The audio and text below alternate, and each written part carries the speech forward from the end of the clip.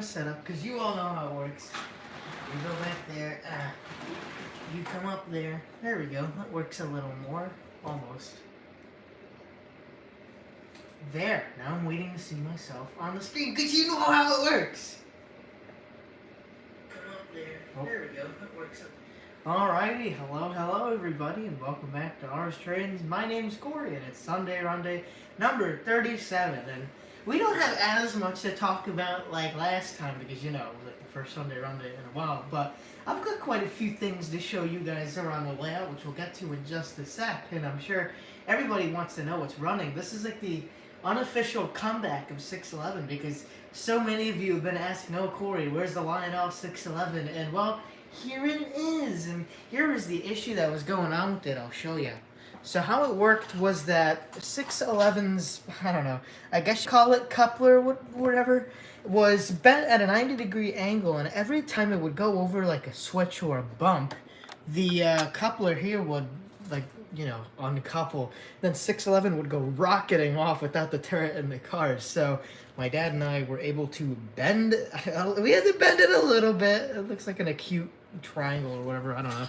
And yeah, now 611 can, it would be very hard for it to uncouple now with that bend. So 611 is finally back. The headlight's still out, but it's got its entire set of passenger cars. And as you notice going around here, everything is passenger car because I wanted to do a passenger train stream. I don't think I've ever done one of those before, and if I did, it was in one of the early Sunday run days. So I thought it would be fun to put some passenger trains on, so I'll show you guys going around that. Let's go, Ralph, and it says got the 611 hat on. Oh, there you go, the Queen of Steam.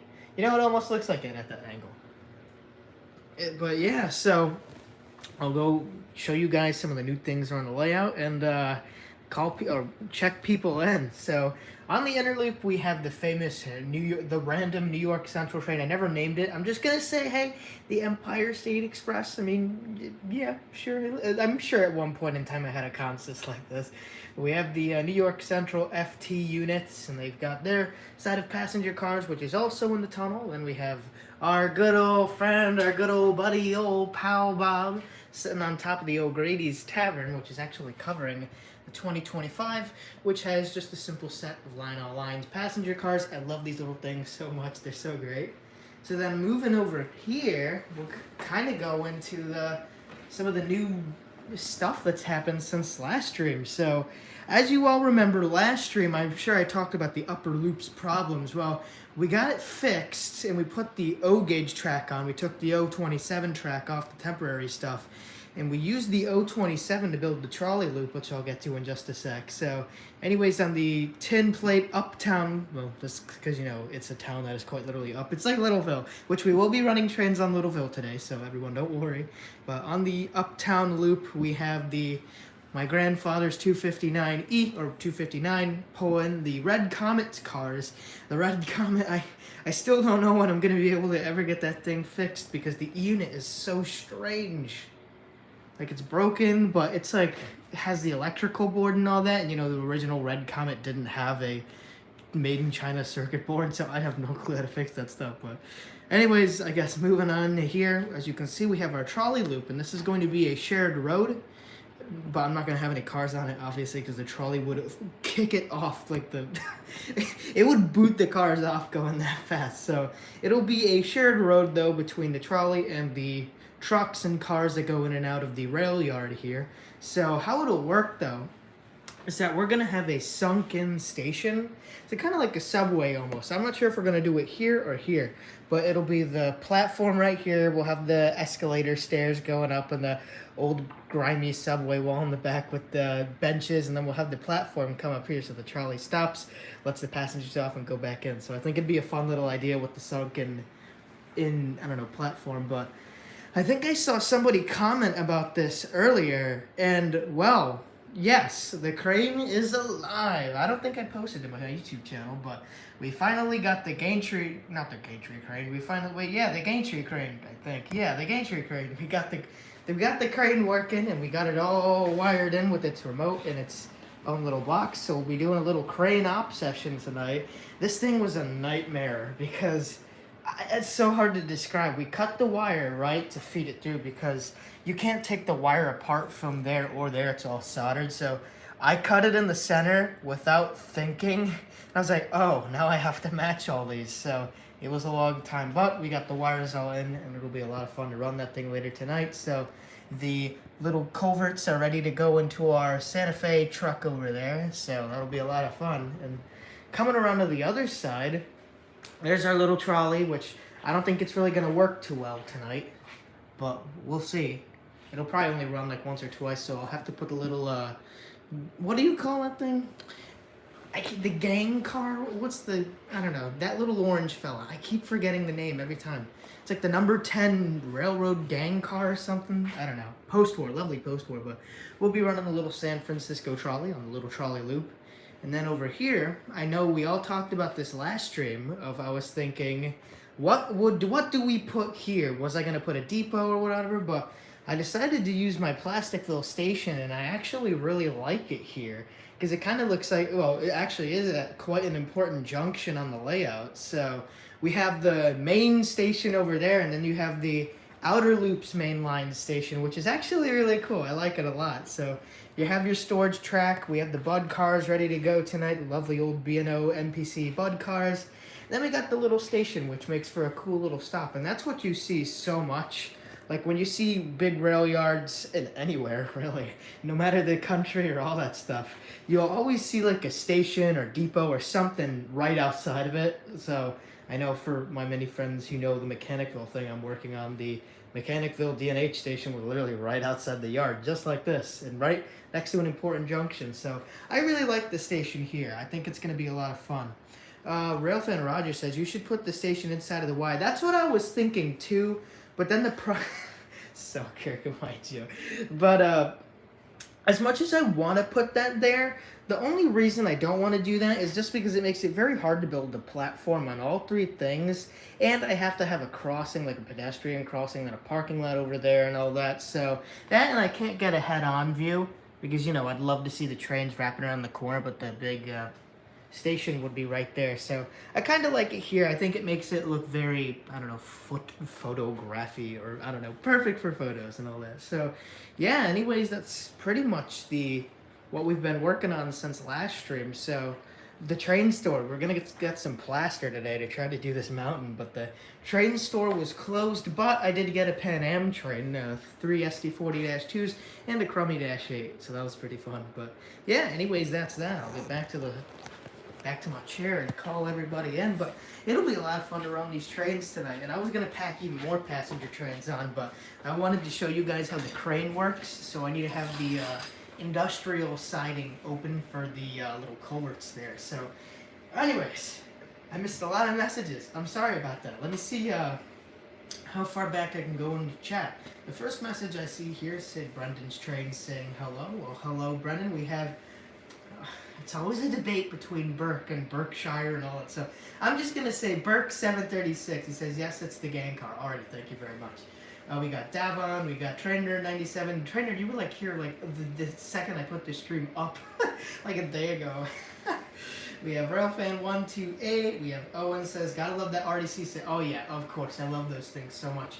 I really want to see if I can find maybe a Boston and Maine or New Haven Bud car set, because I believe, actually, I don't know. Yeah, the New Haven had Bud cars, right? I'm pretty sure. I know the B&M did and all that. Or heck, maybe some Lehigh Valley, that stuff too. I'd love to get another set of Bud cars, but those B&O Bud cars are, oh, they're the OGs. Those are my grandfather's, and I always loved Bud cars. They were so cool. So those will always have a special little place in my heart. So anyways, going on a little further, Mr. BNSF Trade says, use the RDC siding as a freight transfer point. That would be cool, but there's not even much room to put like a platform or anything for, I don't know, box cars or anything else to unload. So I think it's just going to be kind of an equipment siding, or maybe I could put like the station in between there, or I can do what I think it was Roger suggested and put the station inside the Y. I don't know, it's not permanent there or anything. It's just kind of getting an idea of how it looks. But once you guys see, especially 611 running by that station, I think it's perfect fitting right there. It's really cool to see the long, like, I don't know, main line straightaway and see the train coming around that corner, getting closer and closer, passing the station. It's so much fun. Anyways, I have to skip a few messages because I'm already really far behind. uh, let's see. Burke736 says layouts coming along nicely. Well, thank you very much. The Amherst train show is coming up. Dad, you're gonna have to type, or Dad or Mom, whoever's watching, or Hack Harrison. When is the date to the show? Because I said it wrong last stream. I was like, was it the 23rd? And it wasn't. I think it was the 29th. I can't remember. But in Springfield, Massachusetts, the Great Train. No, I was about to say the Great. That was the second time I say the Great Train Extravaganza. The Big E Train Show, the Amherst Railway Society's big train show, is going to happen. And what was it again? Like 4 or 5 like huge buildings. It's like as big as York almost, and it's all scales. So we got a lot. I got a whole. Okay, H says 29th and 30th. That should probably be it. That sounds just about right. But I cannot wait for that train show. It's like the biggest train show I go to each and every year. I love the Big E. It's so much fun. Yep. Springfield, the Great Springfield train thingy. Thanks, H. No, but I go to that show every year, so I'm sure I'm going to bump into a few of you there. I'll have my Ars Train shirt and hat on and all that fun stuff. But I have a lot to shop for this layout. We need walls. We need all scenery materials. I don't know, lots of other stuff. But anything but physical model trains, it seems I need for the layouts and all that stuff. But I'll try to get something of each. I'll try to get like an O-gauge locomotive. Relatively cheap though. I always like buying used and like under $100 locomotives. Just because it's, they're pretty simple and all that. Not too much going on there and all that. But then HO layout. I don't have to. Littleville's mostly all together. I don't have to do much shopping. Just to buy out the entire Scenic Express booth. Nah. Let's see. But yeah, that's gonna be a really fun train show. So I hope to see some of you there. H, I know I'm gonna see you there. Let's see. Going down a little more. I see Ed from Happy Valley Hobbies. Ed, hello. Thanks for joining tonight. We have the great D&H. Hello as well. Thank you for swinging in. Yeah, remember I used to say that all the time, and I haven't said it in such a long time. We got Chuck's Lionel and Mark's Transient. That's the thing, I can't highlight the messages because, again, I'm just using the phone. We're doing it old school. I like it. It's really simple to keep up with stuff. Let's see. Hey, we got Real Toy Train saying, "What's up, train fan? What's up, Real Toy Trains?" Wait, I gotta do that. Yeah, I used to do the little shed, and I keep forgetting to do it.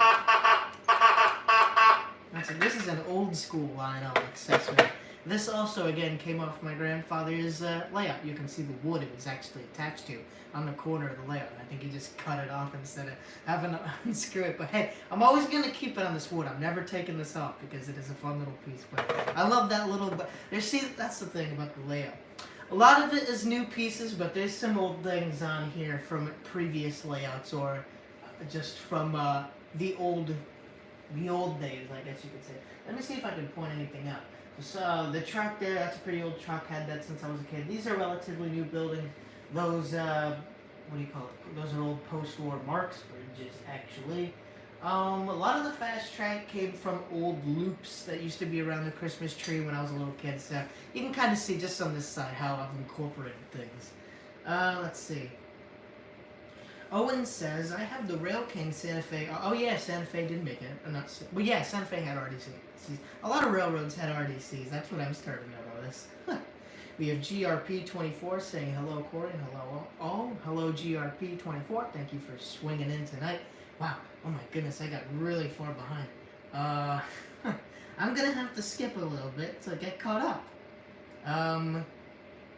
Real Fan Roger says, get 1218. I don't think I have the money for 1218, even if it's like the Rail King. Did Rail King ever make a 1218? That'd actually be really fun again. I love that thing. I just went to Roanoke and then, the Virginia Museum of Transportation.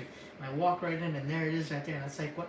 That's the first time I've seen a locomotive almost as big as the Big Boy. The only Big Boy I've seen, I believe, was 4012 at Steamtown. That was a lot of fun, but seeing 1218 at Virginia was so cool. Just the way it just sits there and they had the headlights on and the little marker lights and everything. I was like, oh, you're so cool. Let's see. Wow, okay, I think I might have to go down quite a bit. We got Heath saying, hello, model citizens.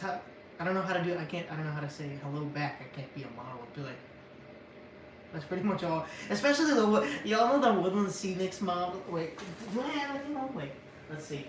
So on some of these models, their eyes will be the little figures. I guess I don't have any on this side. But the eyes of some of the Woodland Scenics figures are so funny. It's like it's so weird. Like you just have your train coming around the corner and you look at the little figure and like, they're funny though, but they're great little figures. I like them. Let's see. Ed says, "Are you buying Bob a girlfriend?" I don't know if there's another snow lady at the train show. Hey, maybe. Bob and Bobette, no, or Bob. I don't know. Is it? I don't know the female version of Bob. Bobetta? I don't know. I don't know. Maybe. Let's see. Anyway, we got Cam swinging in. Cam, hello. Oh yeah, you guys are going to the Biggie. That'll be a lot. See, it's so many people to say hi to at that train show, I tell you. Let's see. Gotta go down a lot more. We have Lehigh Valley Model Railroader saying, "Hey, Corey." Well, hello, Lehigh Valley. Let's see. Yeah, that's the thing. Oh, we're gonna talk about that in just a sec. I just want to catch up with chat real here. And I named Bob, and you know what was funny? The story goes like this. So, I don't know how, I just ran into Bob at a Michael's and I think Clifton Park or whatever, and it was like the make your own little snowman. They haven't brought these back. I don't know why. It was like a little company that made these little, like, soft snowmen and all that stuff. But I found Bob in the aisle, and I'm like, oh, let me get one and put it on the little 4x6 O-gauge layout I was going to bring to the train show in 2019 as like a Christmas decoration. So I got Bob, and I named Bob Bobbert. On the bottom you can see. And then I just, after the train show, I put him back in the storage, and I guess I lost track with him. And then there was a stream where I was like, oh, wow, can you hear that? Wow, that's a really loud helicopter. Whoa, do you hear that? It's like right over me. I can't keep concentrated. They know I've got the trains. No, but I forgot Bob's name. So there was like, I think it was like Sunday Runday number 6 or whatever, where I was like, oh, we gotta name the snowman. And everyone was coming up with names, and someone said Bob. I'm like, oh, I really like the name Bob. Your name is Bob. And then I flipped it underneath and it said Bob. And I'm like, wait, I named that thing Bob already? So it's a really tricky story out of how I named Bob. It's very confusing, has many twists and turns, but that's it summed up really quick. Let's see. I gotta go down a little more. Wow. I really gotta go down. Wow, there's so many people coming in. Drunken Pug says, arrive late, great to be here again. 2 weeks in a row, we're gonna try to do next Sunday as well, and then back to college, so it'll be a while before we get another Sunday Runday. Okay, everybody's saying Roberta? I don't quite know how to get the idea. You get the idea. So, I don't know. I'm not tricking my tongue tonight. Or Barbara, yeah, sure. Bob and Barbara. There you go. I like that one, Phantom. Thank you.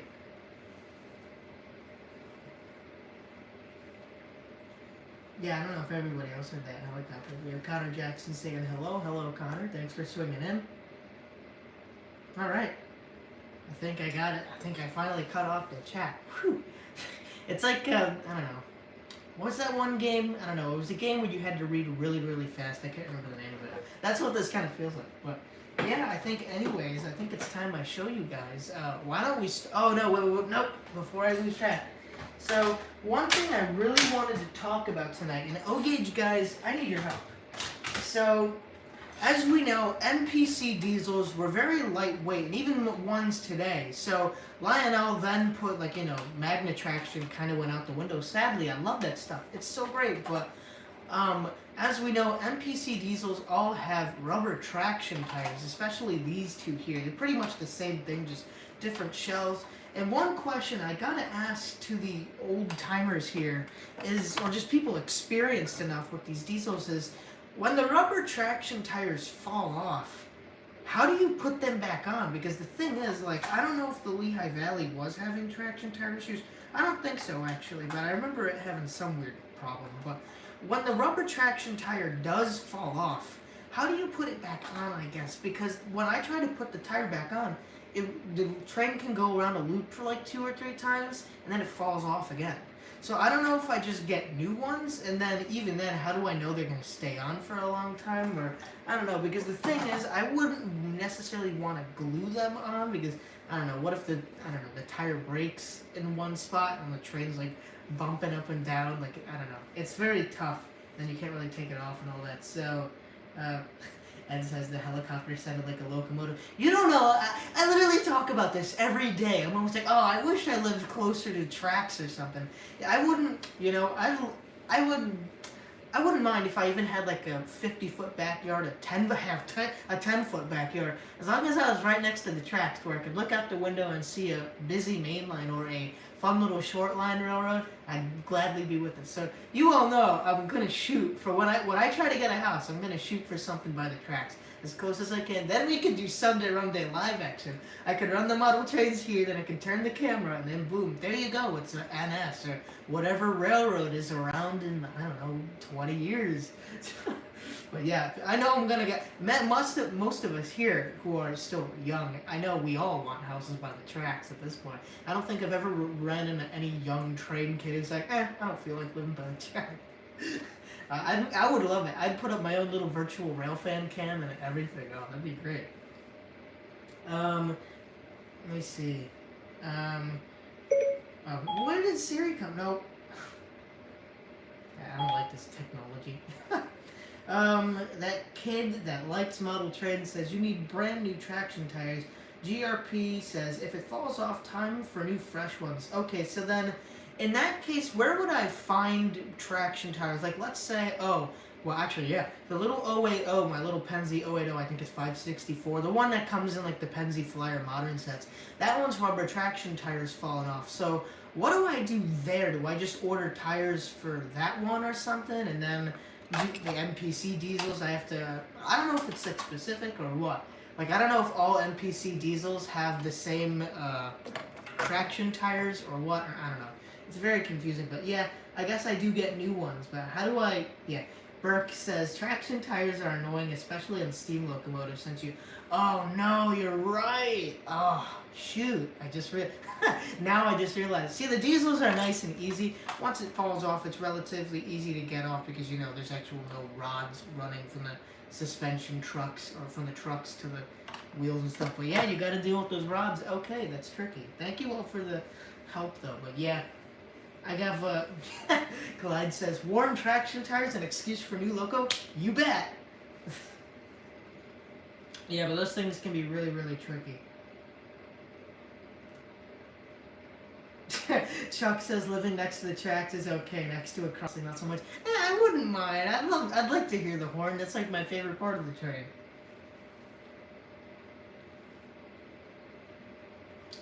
Lehigh Valley says, I remember 10 years ago when I lived next to the NS main line in Amos, you could hear the trains every time of the day. I'm pretty close to the CP main line. I'm only like, 2 or 3 miles away from it here. And you can hear the trains, but I want to see the trains going out. Like, hearing the echo is cool, but by the time I get outside, the train's already like 5 miles away. Like, they go that fast. Like, by the time I hear it, if I was to get outside and get in my car and go up, they're already like at the end destination or whatever. Carter says, you can find them online. I've ordered my fair share in the past. Shoot me, alright. I'll talk to you about it after the stream, Carter. Thank you. But yeah, that's one of the issues I've been having a lot with these locomotives, or especially like some of my favorites, like the tires have fallen off and I don't know what to do. Like everyone's favorite, the New Haven here, it's traction to every single, actually I don't know, yeah, you can kind of see what tires where the traction tires are supposed to be, but they've fallen off. Or, well, there's one here, and it doesn't seem to be one on the bottom truck, but is there? I don't know, but it's fallen off to the point where this thing can't haul anything at all, so I don't know, it's really tricky. Like, I don't know where exactly you put them. I know one side has to be completely clean for, I don't know, the electrical current to work. It's so tricky, I don't know. But yeah, that seems to be one of the most common casualties, I guess you could say, among the trains is traction tires just slipping over time and falling off, and I put it back on, they fall off again. So yeah, I guess I have to find new ones. It'll be a lot of research then, but thank you all for the help very much. Anyways, I think it's time we go check out the crane, because I'm sure everyone wants to see that thing. Let me put our diesel friends back over there. Alright. I was about to accidentally end this stream.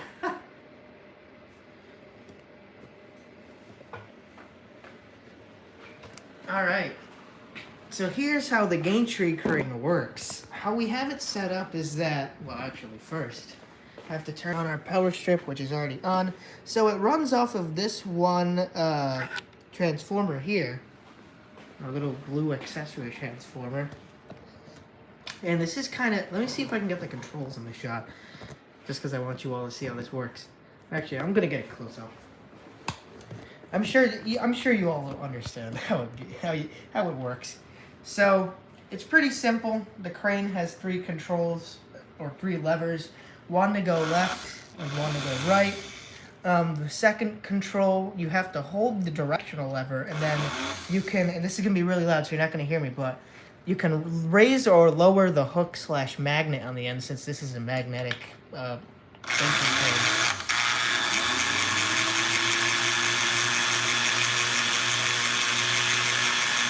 It takes quite a while.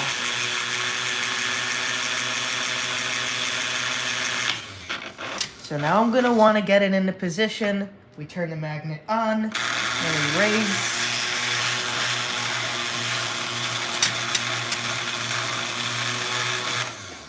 Now we're going to try to get it into the truck. That's the thing, these little culverts twist every single time I take them out. It's making a really weird sound too. All right, there. We could go reckless mode and just drop it in, but I'm gonna try to do my best placing them. All right about there. That's pretty good.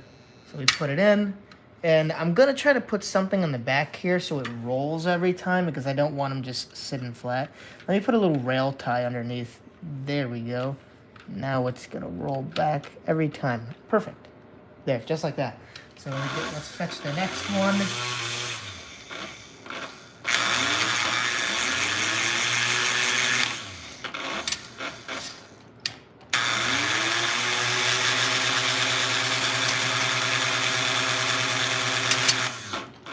See, that's what I'm telling you. They keep twisting every time. So it makes it extremely hard to do this. It's almost like I have to push the truck like this every time. Let's just drop it. Hey, that worked.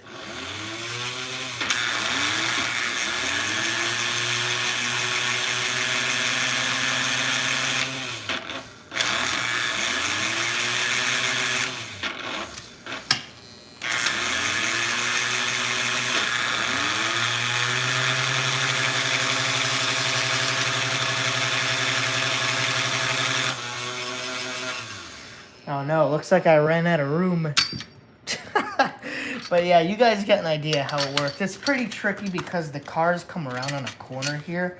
Like if it was straight, like they came straight out here, it'd be nice because then it'd actually be pretty easy to put them in. But since it's at an angle, especially here, well, I mean, I could always raise the arm a little bit. The arm has to be manually raised.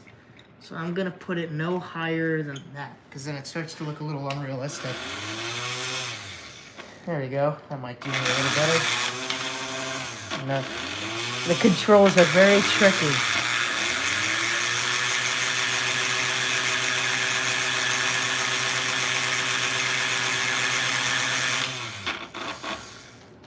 Gotta get it right. You don't want that hook to spin around too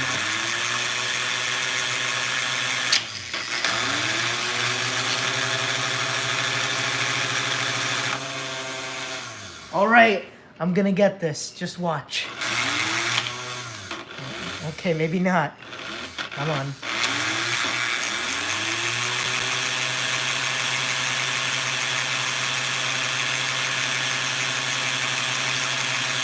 Yeah. Woo, that's how we do it. Yeah, the crane's pretty slow, Pierce. It's old school. It's a grandpa crane. Yeah, it sounds like a chainsaw. That's what I love about it. So, yeah, this thing I'm pretty sure can do 360. I'm not going to quite do that because the hook gets caught behind the culvert loaders.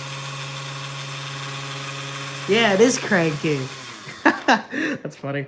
But yeah, this is pretty much how it operates. So let me see. There, you guys kind of see how it works. So this is left and right. This controls the way the hook goes. And this is your magnet here. You can see by the light inside the crane that tells you if it's on or off. It's almost like shift and transmission right there. But yeah, that's how the crane works. But the culvert loaders are out of commission for quite a little while. I don't know why, but what we're doing is this.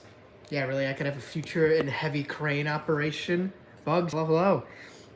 But what I was doing was this, and you guys are going to have to tell me what I'm doing wrong. So these here are the Lionel command, or not command control, just the Lionel culvert loaders fast track edition with a little IR sensor. And how they work is they're pretty much the plug and play ones where you plug them into this piece of fast track and you just put this in and it should work. But the problem is every time I do that, they don't really work at all. I have both on run, not program. Let me see if I can zoom in here. It's really tough. So you can kind of see, well, I guess they're both in program, but I had them on run earlier and they still won't work. But all that happens is this, and it's really hard to demonstrate, is that the train goes in and all the lights turn on, but none of the culverts move or anything. Or the little cranes here don't move at all, so I can't actually turn these on. So I don't know really what to do here. I guess I'd have to go to YouTube and see how people have theirs hooked up. But I don't know if I'm supposed to, like if you see here, right? You see these little two screws right there?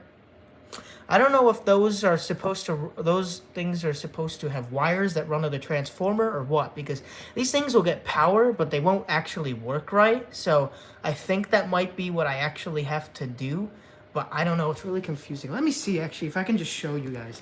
What one's going to be easier to reach here? I'll just put in one. We're going to see what one this one hooks up to. Come on.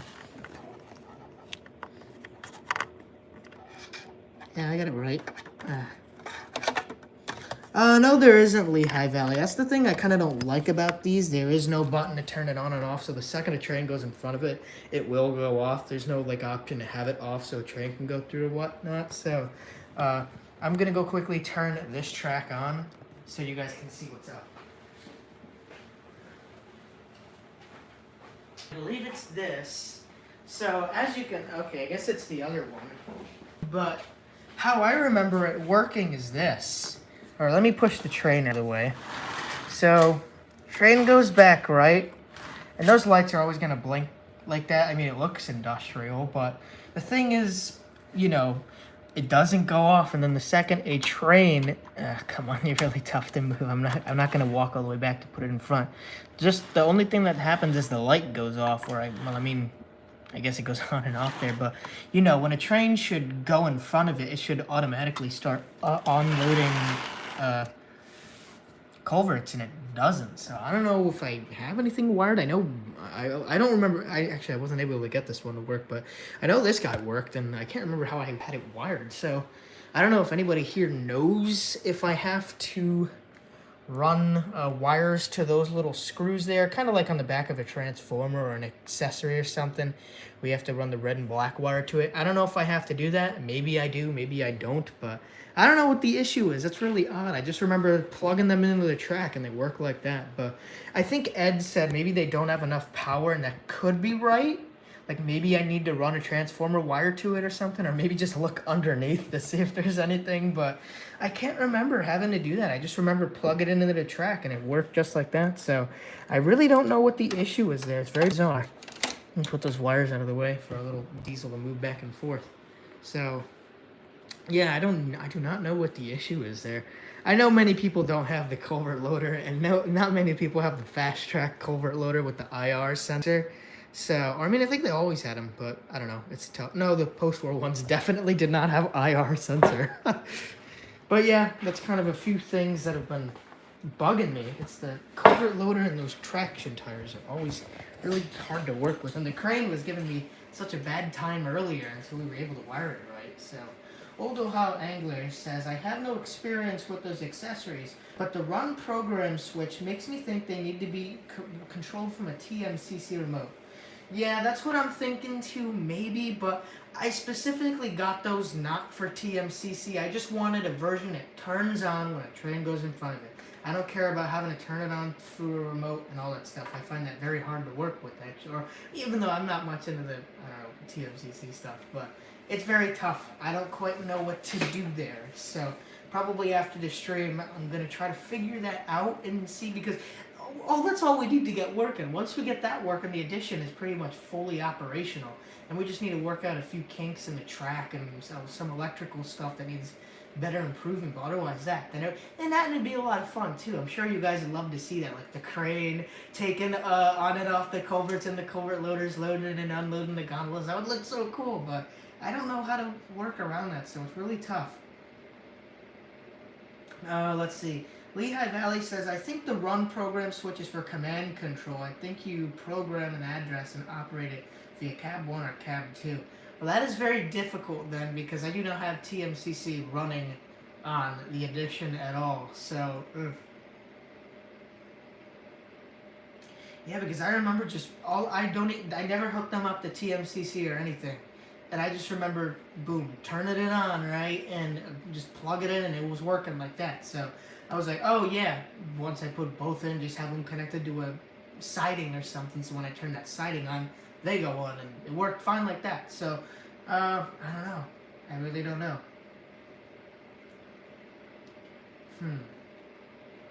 I think there is something to do with those screws, but we'll have to get to that to another time. Anyways, I think it's time we run the O-Gauge trains. It's called Sunday Runday for a reason, right? So anyways, again, one more time, we got 611, the New York Central, our 2025, the 259, and the Bud cars. And yeah, so Ed says, the run program switches are being held by those screws. You think? Okay.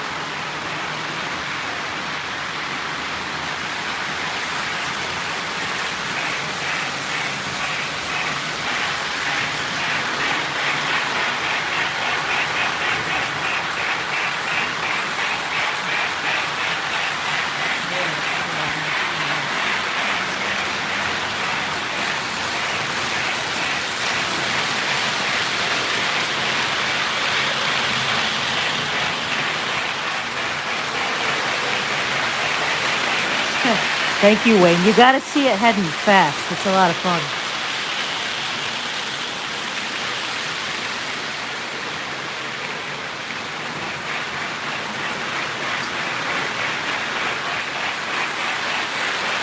I don't know why the trolley just never wants to work.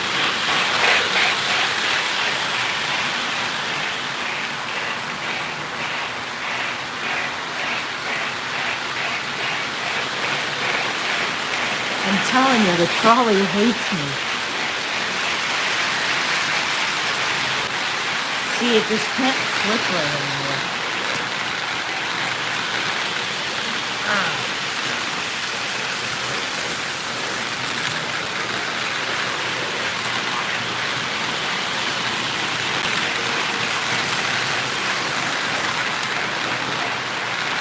Man, this thing really can't turn around at all.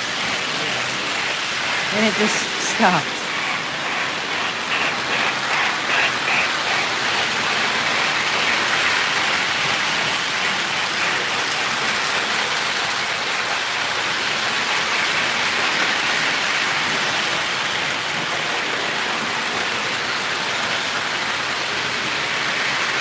Yeah, probably.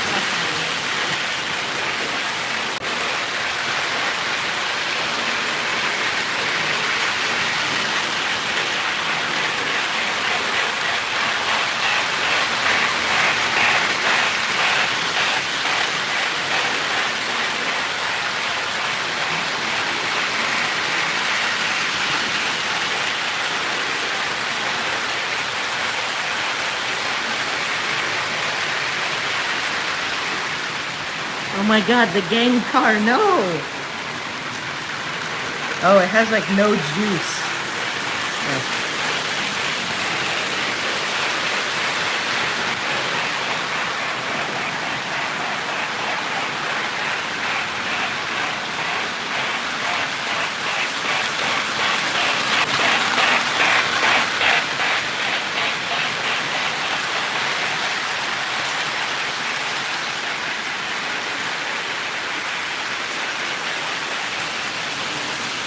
Wow, it's like in slow motion.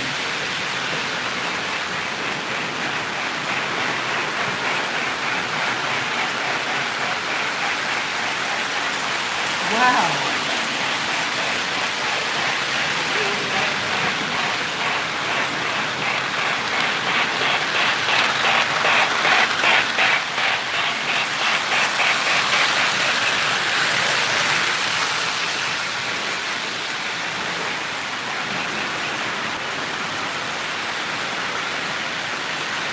It goes way too fast though. Jeez, look at that. It should not be going like that at all. I can't believe I think the trolley line needs a bus wire for that small of a layout. Or for that small of a, wow, it's not even that big. That's so weird. I'm just gonna turn it off.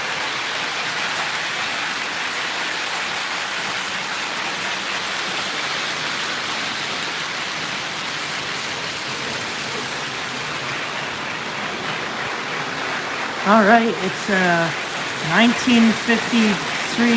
Wait, 1953, and 611 is about to come right around the corner.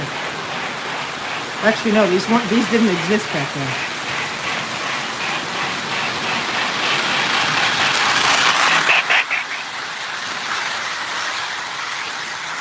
I gotta be on time.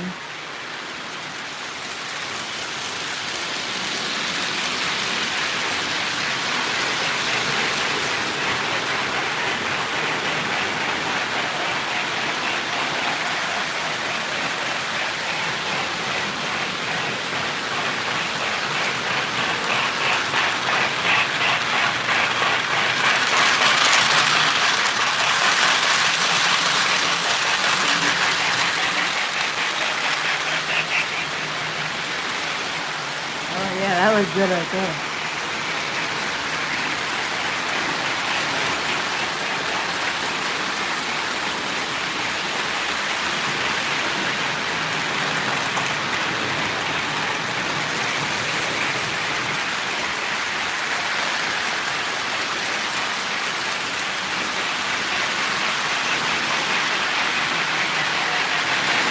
Yeah, but at the Coke PW, I don't think existed in 52.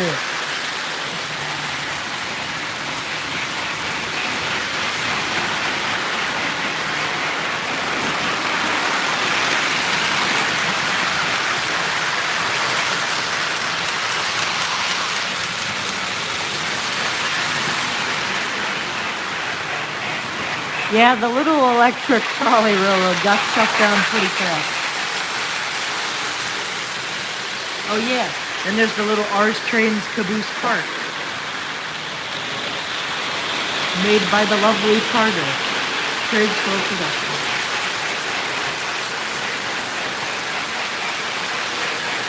Pierce, I think the only one with a working whistle is 611 and 2025. The FTs have a really bad sound, like decoder thing in them that never works. So I'd pretty much say they're flat, conventional, no sound.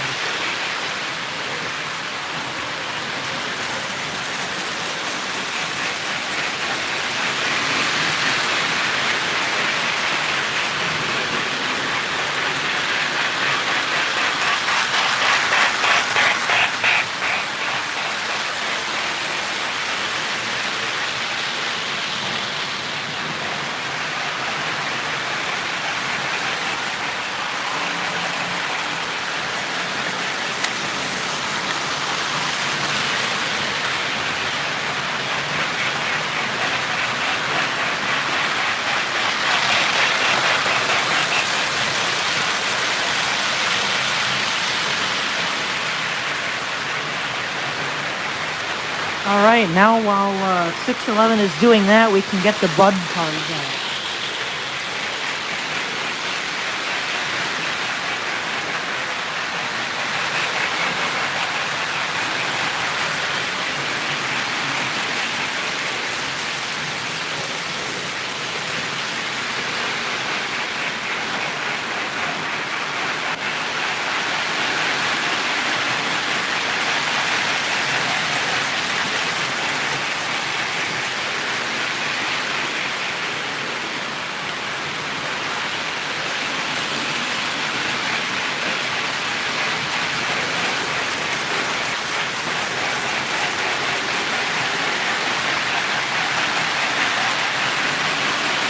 Alright, now picking up passengers at our little station.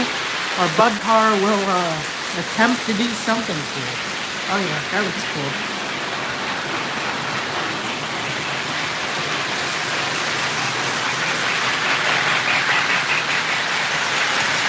Oh wait, I see a good picture of it. I wish I could get the bud cars to come up more, but they'll go flying. I still don't know what I'm going to call this big wide junction here.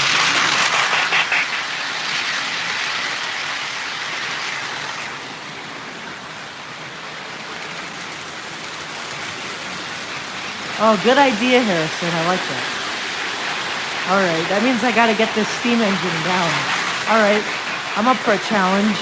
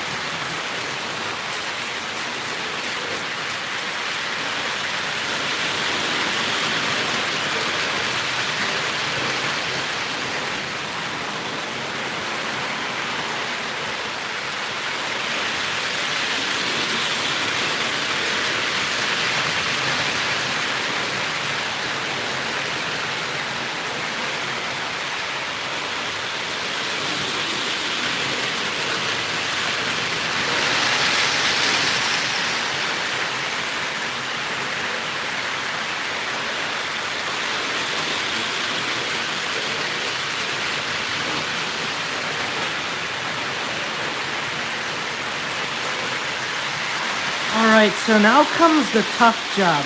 We have to find a way to get the bud cars up to the upper loop. I don't know how I'm gonna do that. I suppose I can park 611 there.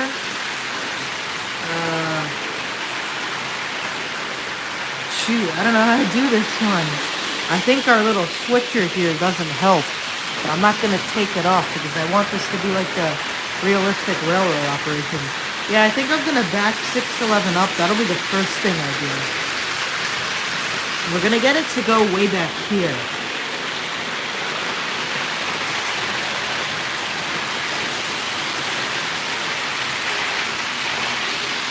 And I'm gonna help pull on this observation car because it's a lot of weight on that thin plastic tender.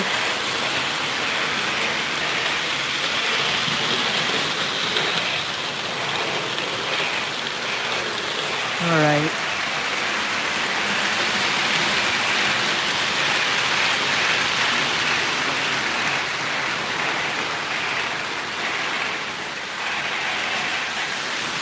Alright, 611's back now.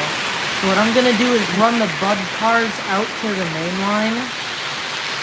Yeah, and I'm gonna stop our steam engine right here. Alright. I'm testing my dispatcher skills. Alright, we got our necessary switch flips. Alright, let's run it out.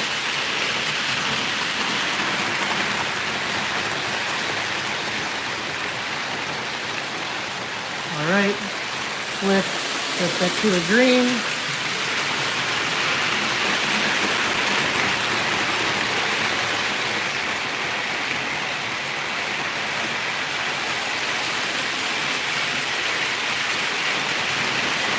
Hey, alright. And then while that's slowly going around, alright, got our switch set. We should be good.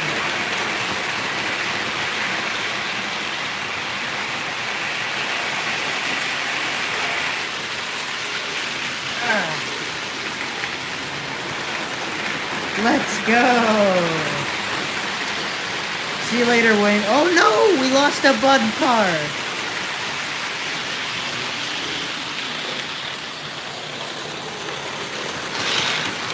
I don't know, does this guy not have good coupler or something? Yeah, I can pull it apart pretty easy. Let's do this. This is a little dangerous to do with one hand. Could I get electrocuted? Yeah. Don't try this at home, kids. Alright, one on. The other almost on. Okay. Got it.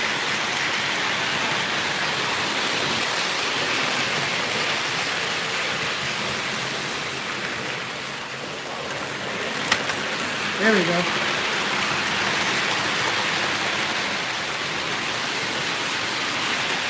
Well, I got the bud cars up. There's no station up here, though. So it's really just a scenic line.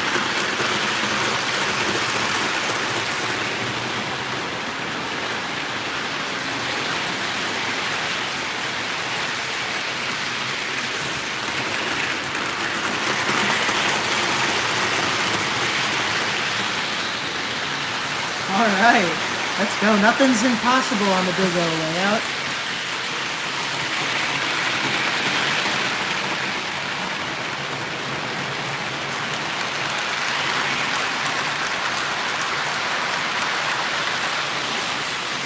Yes, it is Ed. John Crane BFGR. Hello. Thanks for swinging in.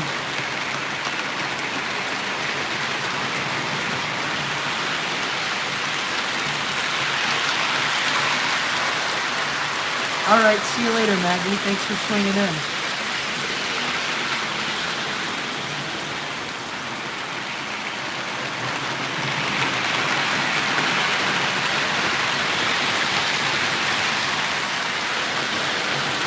Real slip. Wow, okay, you're going a little too fast. That's what again, this tube loop also, it almost feels like it needs a bus wire or something.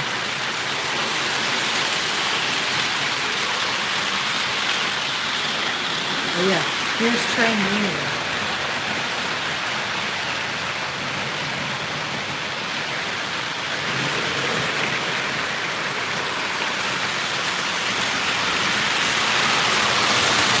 Oh yeah, that's perfectly timed right there.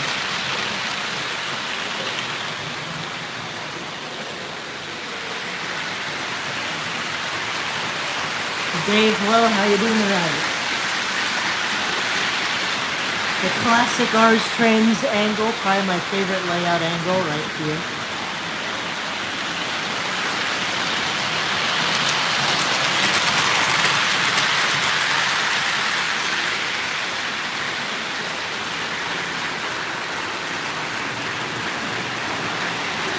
think it's time we run the buds back down.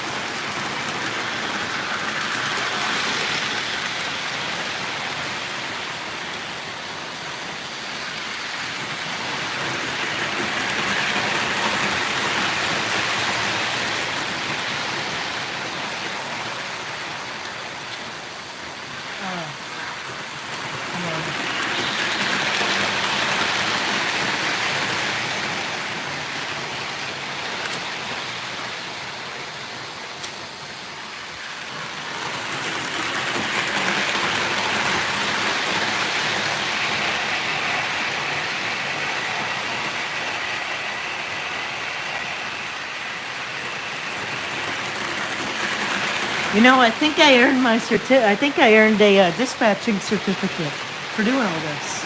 Look at that.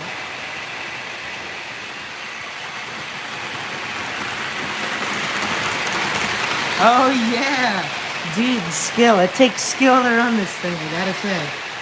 All right, now you somehow gotta go all the way back up there, and this has 0 traction tires. And in fact, the 2025 has no magnet traction either. So, oh, I know what I have to do. It's actually pretty simple.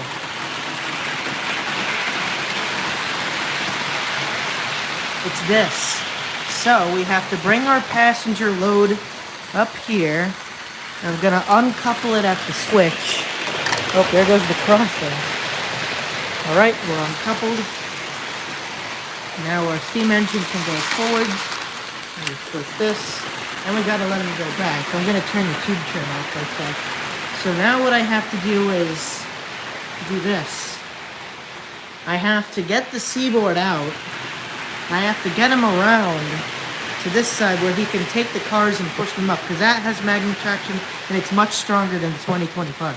So I'm gonna run the 2025 over to the middle here. Actually, no, that's not a good idea. It's not. Oh, I got an idea. I'll do this.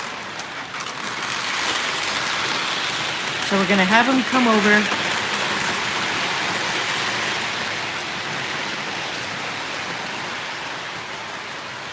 I'm gonna have him go over here. I'm gonna have him sit in the middle. And then what I'm gonna do is flip him inside the Y here, like this.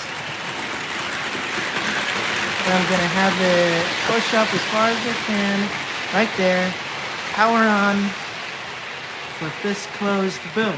So now our diesel can get around the steamer, come over here, and push the cars up. Boom! This is a big, gigantic brain puzzle today. Ah, there we go. All right, time to let the seaboard on the loose. Dave, if I had a derailment in the tunnel, it's pretty simple how it works. These little brick panels here can easily come off, and it gets me an entire window access into the tunnels there. So it's on both sides, so... Yeah, that was something I was very concerned about, though, at the beginning. I was like, dude, what if the train derails? What am I going to do? All right, I need to put this... Eric, hello. It says, finally a stream where you're not saying goodbye. Oh, yeah, you're just in time. We're doing really tricky operations right now. So I'll refresh you as to what's going on. So we have the seaboard over here, and what he has to do is go past this here, go around the trains, hook up to this line of passenger cars, bring them out, push them all the way up, come back down, go back to the siding, and our steamer over here is going to go up and connect to his cars, and then run around, and then we do a night run. So that's just some more of the operations you can do on the big O layout. So anyways, I'm going to set the camera down for a sec, just so I can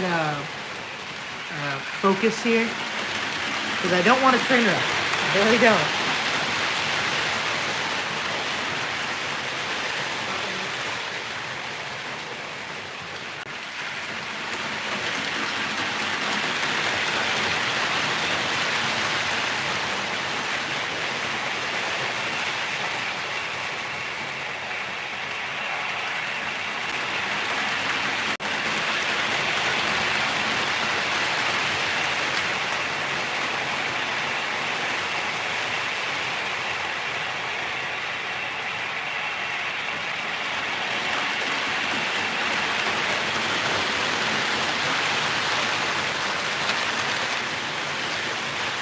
I don't know how it's like, if when building this, I never thought I would be able to do such operations.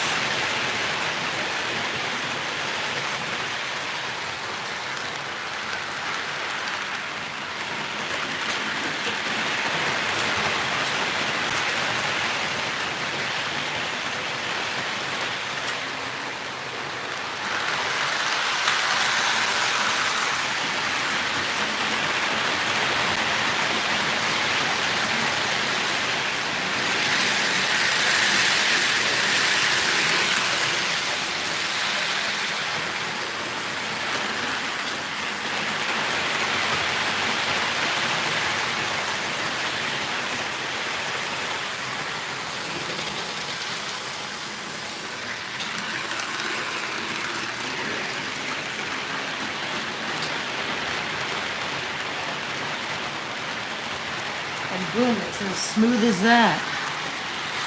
So now our little seaboard friend will run around and go right back into his siding.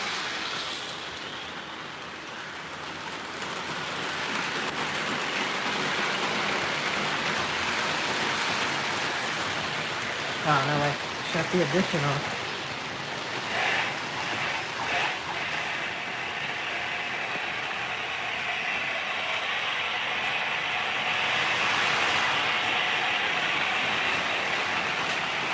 And boom, like that. Oh, well, no, we're not done yet. Now we got to get the steamer up there.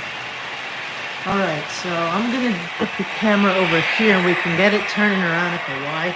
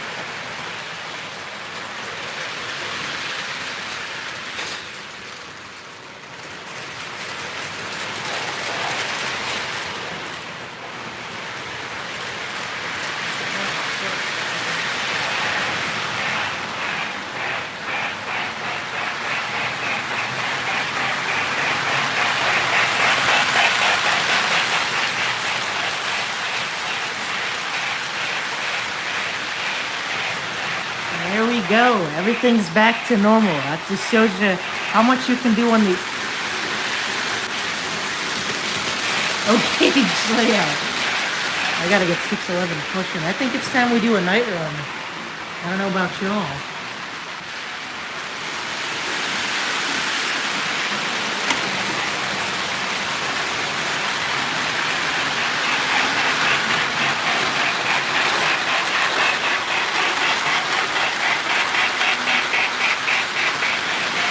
Man, 611 really needs like a diesel pusher. Let's go rail fanning? I don't think so.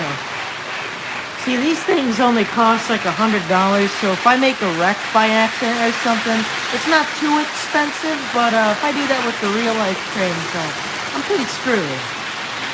And I don't think anyone's gonna want to hire me from there. You know, I almost don't feel like I'm wrong. I might want to, I think what I might do, actually, now that'd be too risky. I was going to say, like, maybe put the Santa Fe's behind it or something and try to do, like, some, I don't know. That's the problem. You can't, like, get these to run it. No like, O-gauge locomotive, unless if it's the exact same make and model, runs,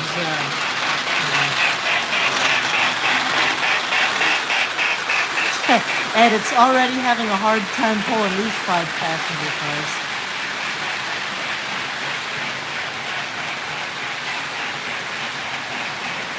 And I think somebody asked earlier, I really couldn't see chat at all, but if 611 can go up there, it can, but no way pulling those passenger cars. That would be impossible.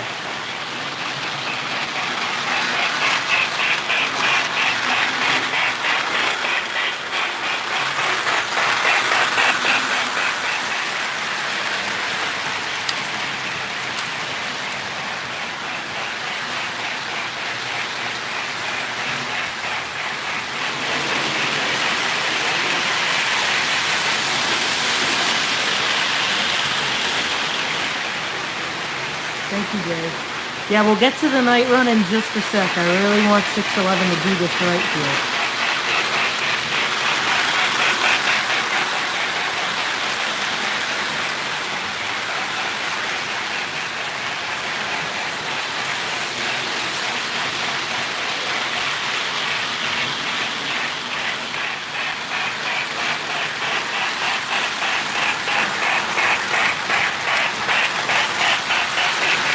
Oh yeah, 611 times 2, of course.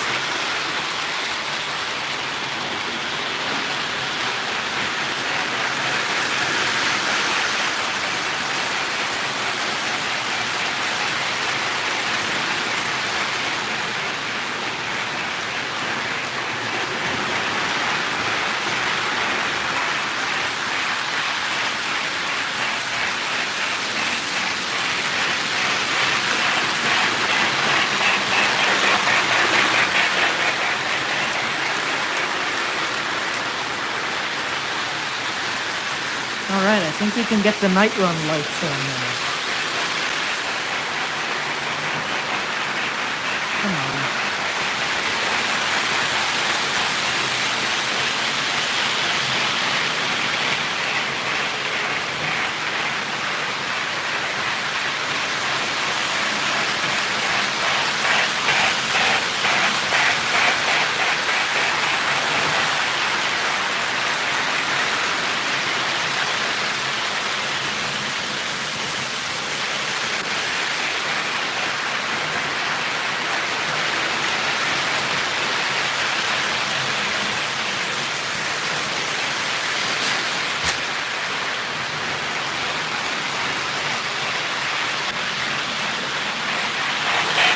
Great, thank you.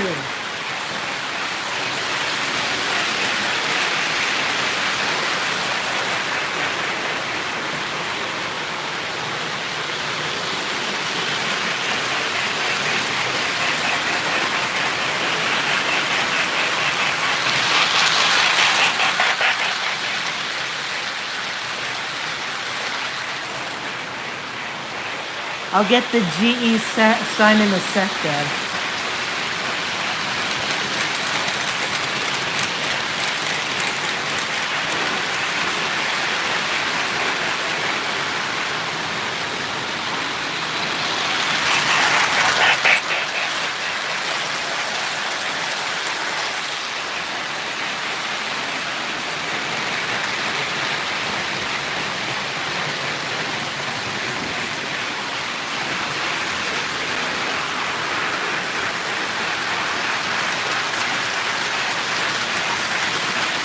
Brian Rock Rail Fan, thank you very much. Still getting used to how to run it all.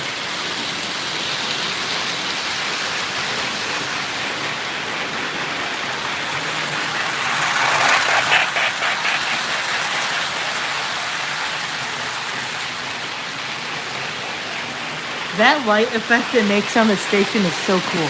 Let me see if I can get it again.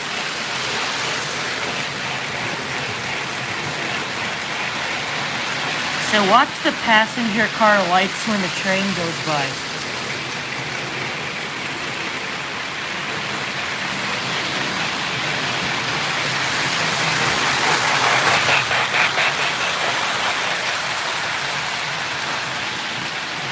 That looks so cool. I love that. Alright, we're about to put on the... Oh, wait.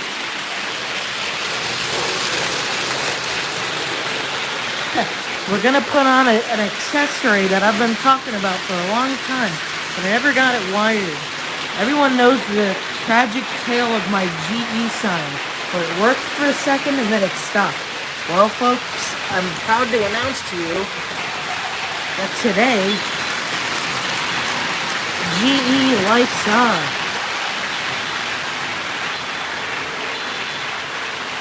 Yeah, ain't that... Smash that thumbs up button for the GE sign.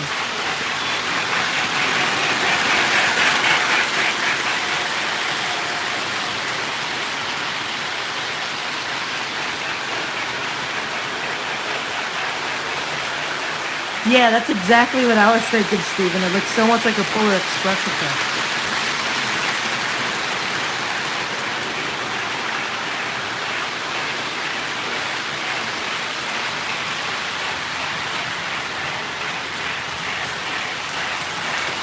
There you go. After a long time of fiddling with the signs, we finally got it working. Destroy the like button, Isaac. Oh no, H, you were gonna see Littleville automatically.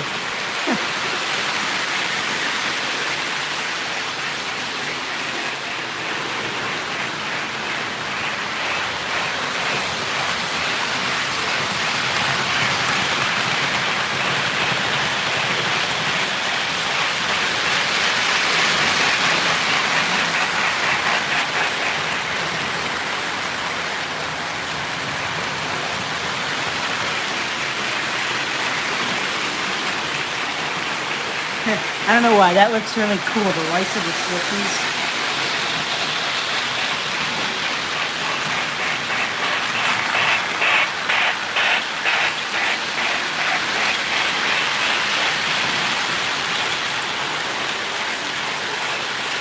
It's gonna be so much fun once we get the little town up here to light up and the yard lights for the rail yard. Oh, that's gonna look awesome.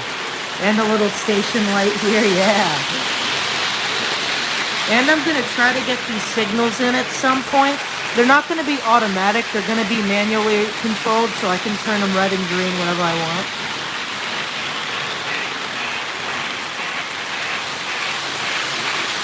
I just wish 611's headlight didn't break.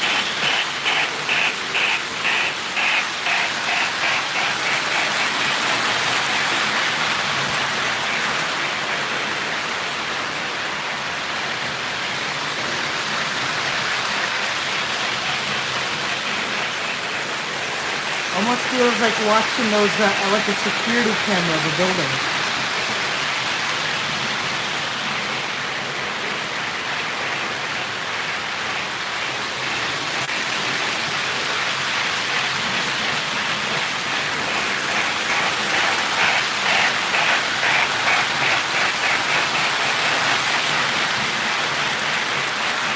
Yeah, really, 611, you would never see it in the dark without the headlight on.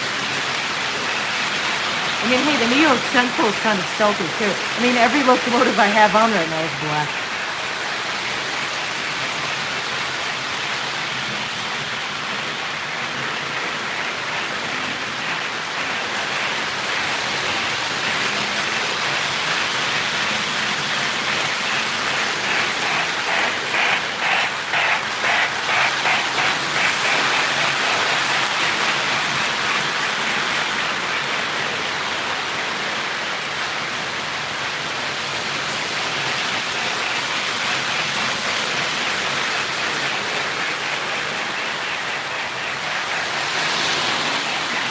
Alright, I'm back. Yep, sun came up. We're gonna get the famous run shot, everyone's favorite.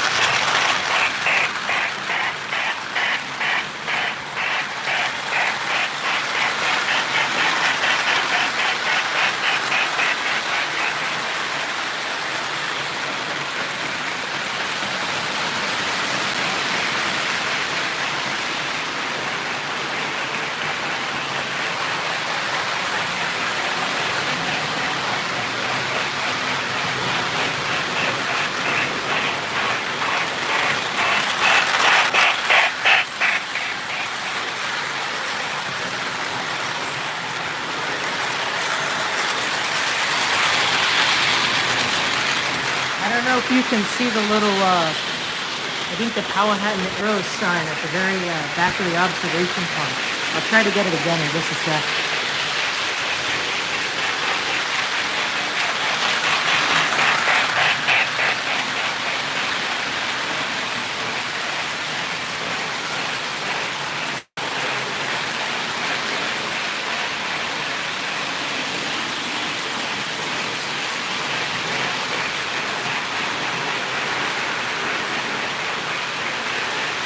Yeah, Ed, I mean, it's probably happened to me a few times already.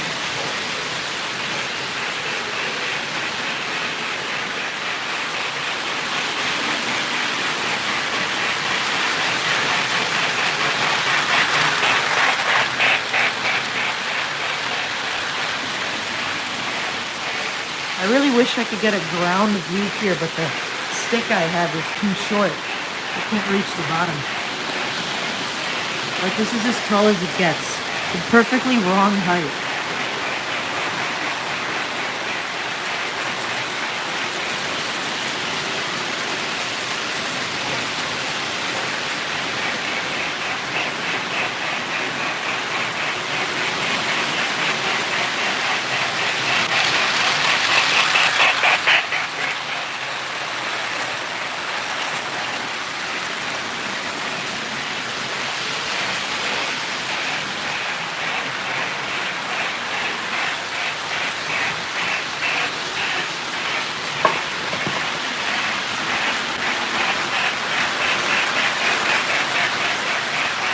Not really, Isaiah. I'm not good at mobile phone film making and all that.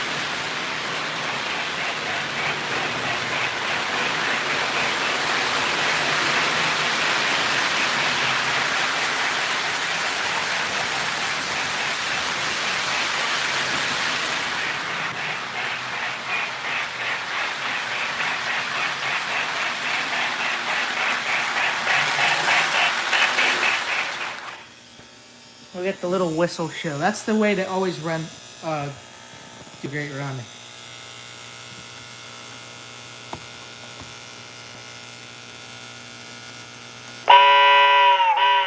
Doesn't that sound great?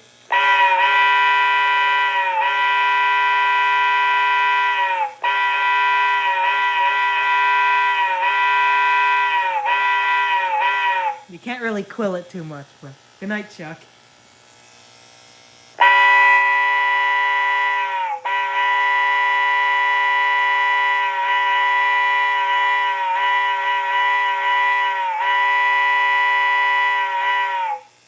I love that. It's like my favorite little sound ever. Man, the transformers are burning hot. I can guess why. See, I don't know how people can run any sort of model train for 24 hours. The O-gauge trades on my ZW would not last for a fraction of that time. Finally. Oh, cool. The GE sign will be right behind me and blinking as it goes on. But yeah, for those who are not aware, in Schenectady, New York, where I believe GE is founded, I think, the big sign on top of the building, which is what that is modeled off there, it's like an exact replica of the sign. I don't know if they're going to take it down, but since GE is moving out of Schenectady after like 100 years, I don't know what's going to happen to the big sign. I'm pretty sure it's going to stay there as like a little historical landmark and stuff like that, but I hope it doesn't go. I'd hate to see the big GE sign that looks, again, exactly like that go away, so who knows what'll happen, but I'm very happy to have that little GE sign down here. And wow! I think it's the first Sunday Runday without a derailment. I don't think I crossed my fingers or did anything of good luck last time, so hey, I do not mind it at all. Yeah, there wasn't any, well, no, there wasn't any incident I can think of. We're building up that safety record, folks, slowly but surely. But yeah, that was a lot of fun. That's the thing, once I get the good stream stuff going back again with all the different camera angles, I can take you guys around a lot smoother instead of having a jump cut, or not jump cut, just having to wiggle around and everything, trying to show you guys what's what. But it'll be a lot of fun to put different cameras around the layout and all that stuff once we get everything working right and the StreamYards and all that stuff. So it'll be tough, but you guys kind of get an idea of what I don't know, you can do on the layout here. You can do quite a bit. It depends on your patience and how skilled you are at running conventional trains with many at a different time. Oh, someone said hi, Bob. Out of nowhere, he came straight up from the ground. I'll put Bob there. But yeah, these ZWs are hot, so I think I'm gonna move over to the HO layout now. So for my O-Gauge friends who will probably sign off, thank you very much for watching and tuning in for this fun little stream. I still can't believe we got 611 to work, but the trolley line seems to not want to work at all. So, anyways, I think it's, I have Littleville all fired up, so I think it's time we go check out the D&H trains there. So, I don't know how I'm going to do this. I'll bring this and this. Alright, yeah, sure. Alright. Because as you can see, way over on the opposite side, it's way down there. You can just barely see it. There you go. Tiny little Littleville.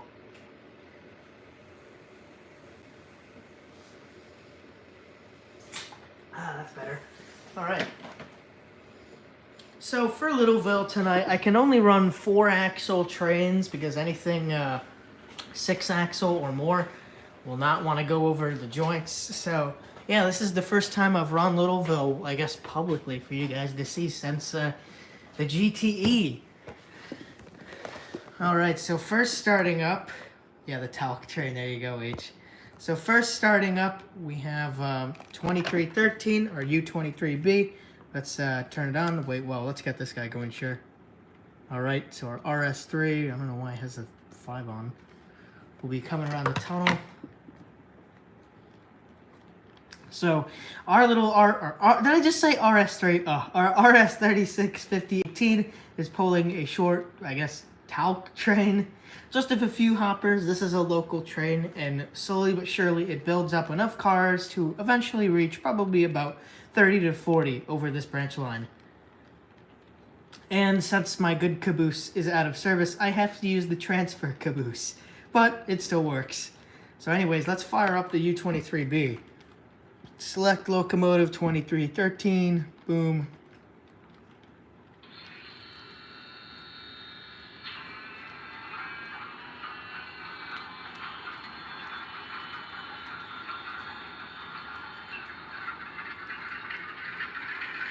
Alright, so 2313.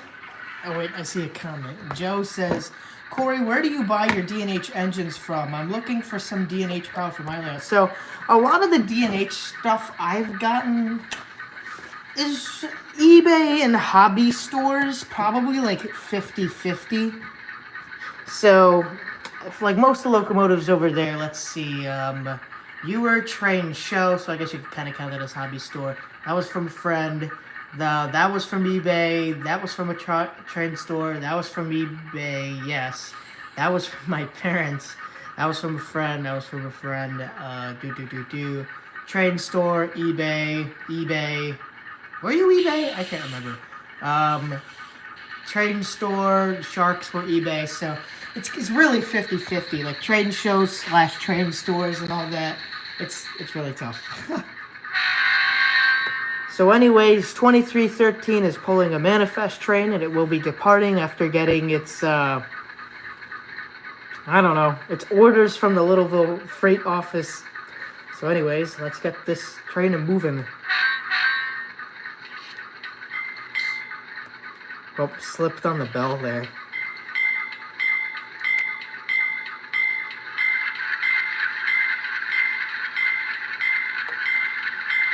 NEC, the BL2 does run, but I'm not going to really, well, unless if, I don't know, because you know the old donation rule, but it does run, not too well, but it runs, yes. Wow, 2313 sounds extremely quiet. I'm so used to the O-Gauge trains blasting my eardrums out.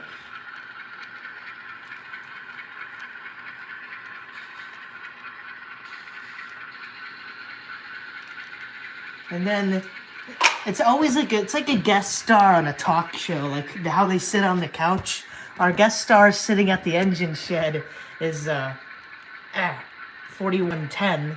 We're getting some much needed repair at the Littleville the Littleville engine shed, so you can see all the guys working around it there. That was pretty funny to put them on.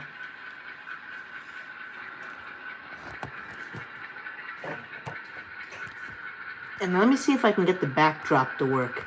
Boom, you almost can't tell where it is. Oh, get out of there.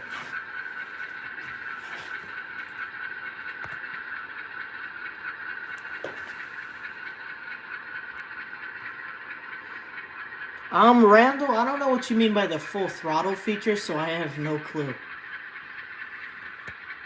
Oh, I really can't get the camera set up here. Right, here we go.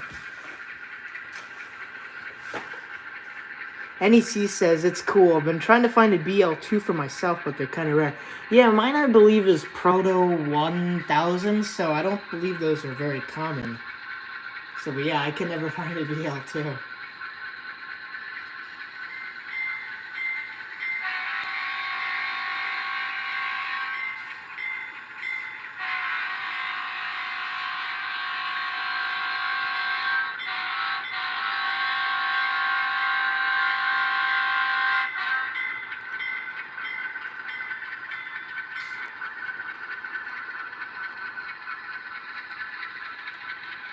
Not gonna lie, I wish Mars lights were a thing on every locomotive. They're just so cool.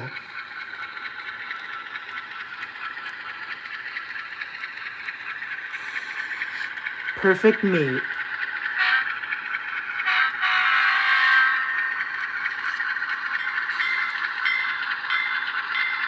Alright, I have that, yes. What's function 9 do?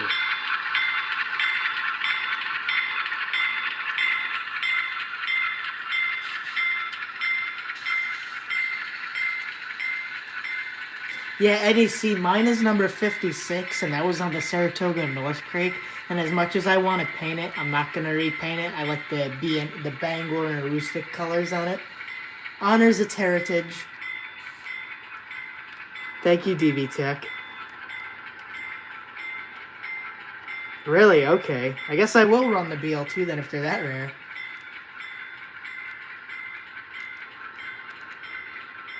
Carter, you need as a trained doctor, my prescription is one long running session. That'll get you back into the spirit.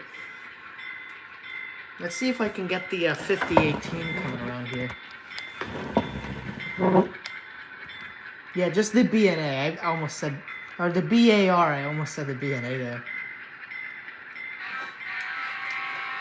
I guess we'll have it take over the RS-36. I'll go get them.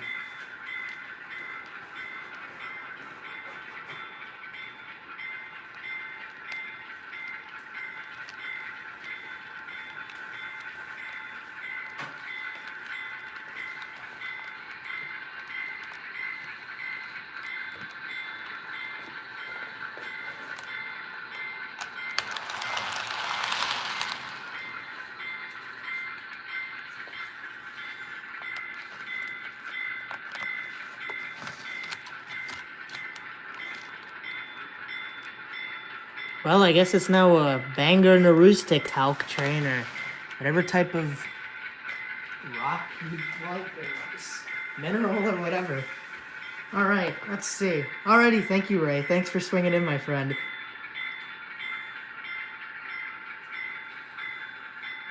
All right, let's see.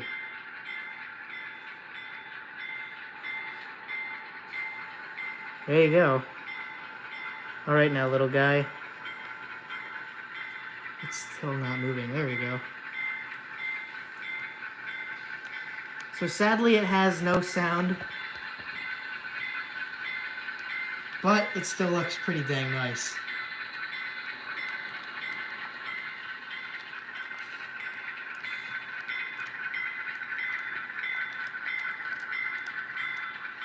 Oh no, I don't even have a Bangor and Aroostook caboose. We'll get it coming around at the crossing.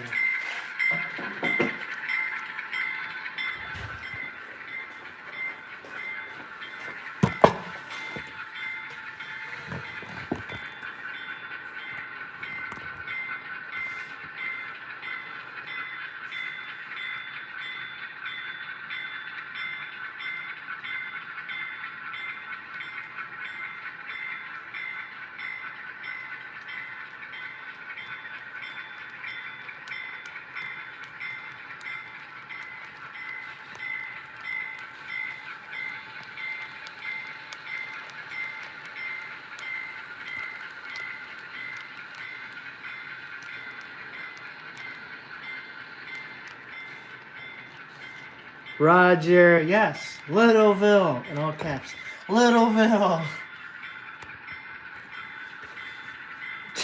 All right, Joe, best of luck catching whatever train it is. Probably, it's either 22K or 23K. Thank you, Jen.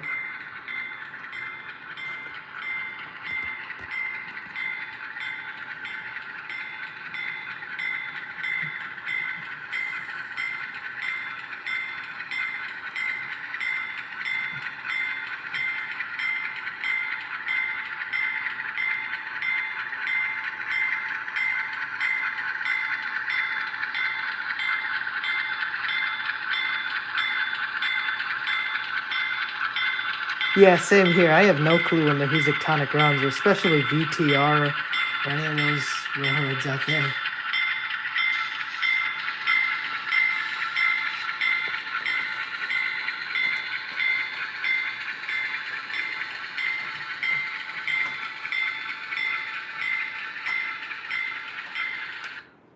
Oh, and I just crashed the entire layout. Nice.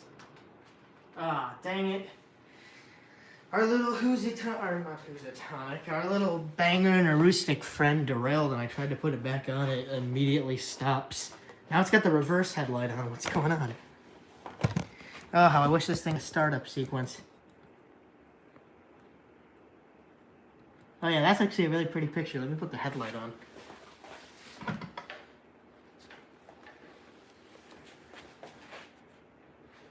There you go. That could almost be a thumbnail in and of itself.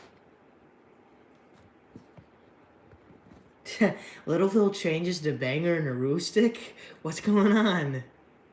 Oh yeah, that's actually really pretty. I liked it a lot. Now get out of here. You're gonna crash my layout like that.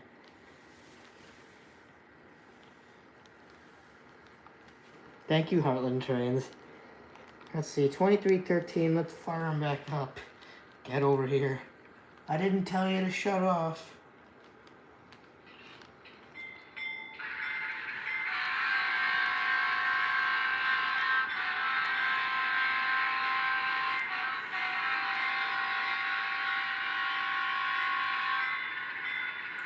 Isaiah says now, if there was an autumn background all around, then this would actually look like in real time. Well, I mean, you have this kind of, and if you frame it right, it looks pretty nice. But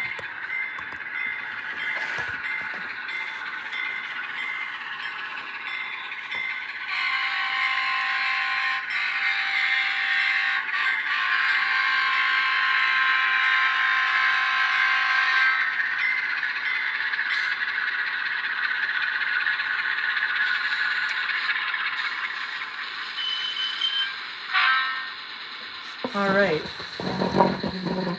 So I see people ask to see this locomotive all the time. H, you already know what I'm gonna bring out. Oh, no keep alive in you.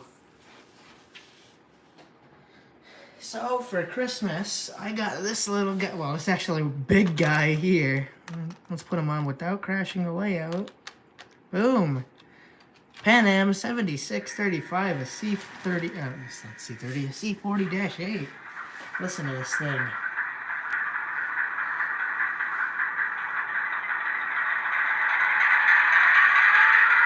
Beautiful.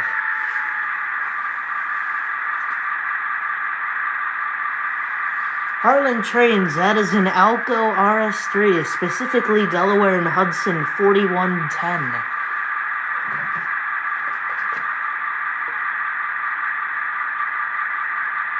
I gotta turn the headlights back on. No, the horn is still weird. Alright, that sounds better.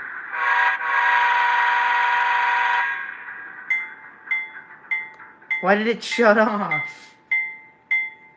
Wait one sec.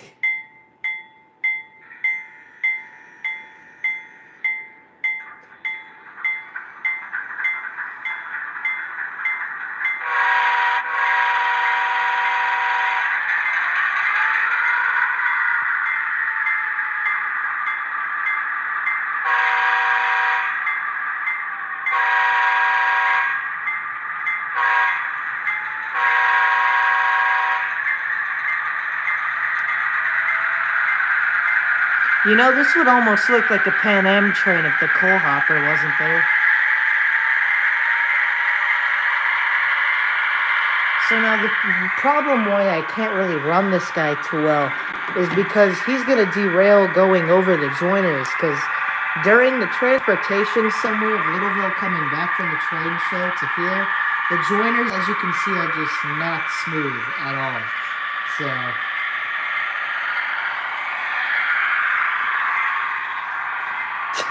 really, Ed? That's funny. So watch, it's going to derail right here.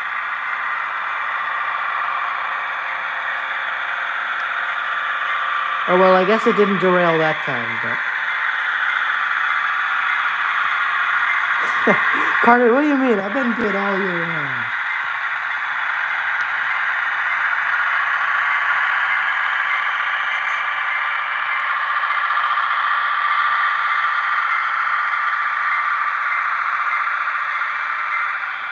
Oh, what the heck? The BNA... No, not the BNA.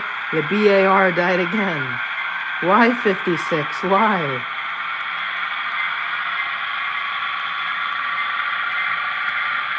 Wait, if I almost zoom in, there, boom. Almost looks like real.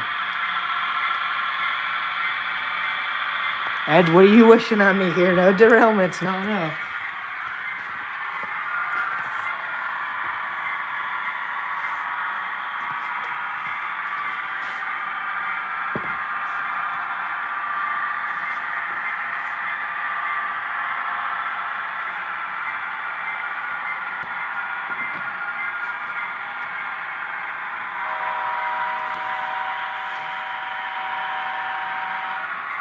Slag Cat, hello, thanks for swinging in.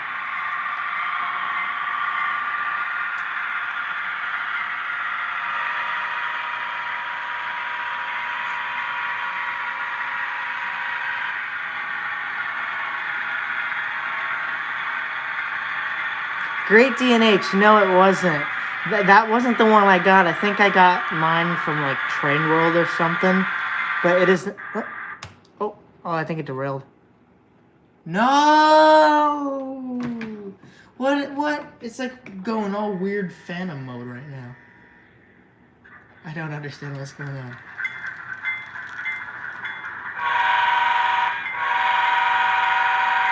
Alright, that's something I'll have to get checked out.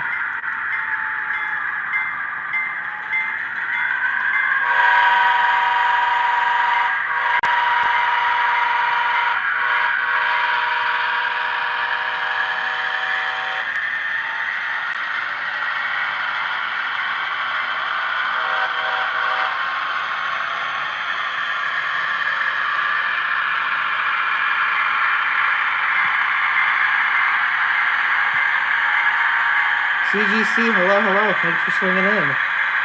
Alright, we're gonna park our little Pan Am friend.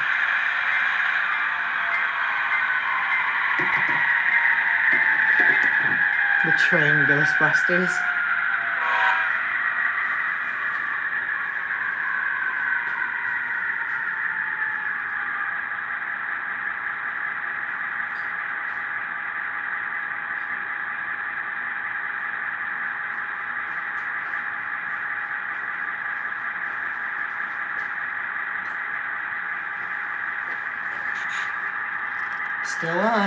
Still on.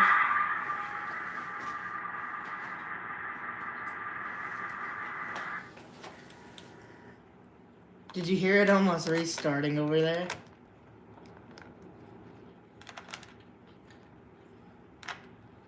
Alright, and you gotta go there. I saw the firebox just light up for a sec. So now this guy I'm not going to be able to run around. I can really only run him back and forth. Not because the curves are too tight, but it keeps derailing going over the joint pieces of the track.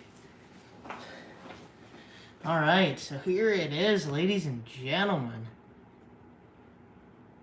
DNH number 302. Now this is not an actual Delaware and Hudson Northern. This is a Reading T1. I believe it's 2100 or 2101, or I can't remember, 2102. I don't know. It was a Reading T1 dressed up as a Delaware and Hudson Northern to celebrate. Was it the 150? It was the 150th of the D&H, right? Or 175th? I can't remember. No, 150th. I'm pretty sure. But yeah. So, anyways, let's fire this thing up. And I have to put a drop of smoke fluid down the stack. 302.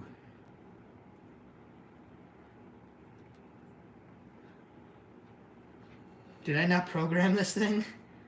Select Loco 3 then. There you go. Now it's this here, this.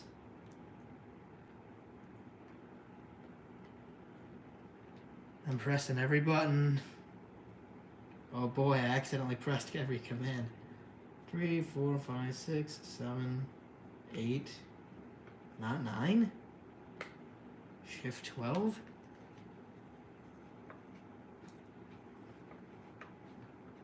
It's not responding to any command. Oh, I think it is number 302. 302, boom. Whoa, okay.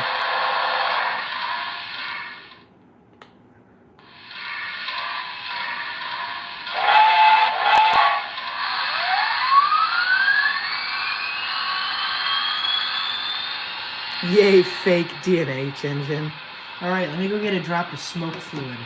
Wait, Carter, you know these things well. You put the drop of smoke fluid down the funnel, correct?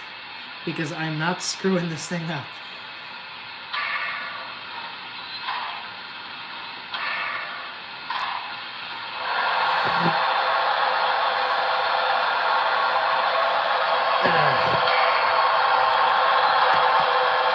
Yeah, up close and personal.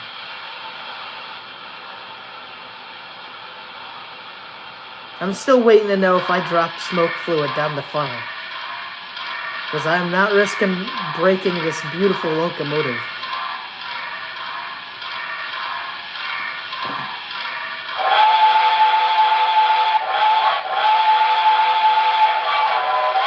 Alright, I'll go get the little funnel. I can smell the smoke fluid already. Ain't that funny? Let's see. I think I put it. It was right around over here. Or maybe it was on the other side.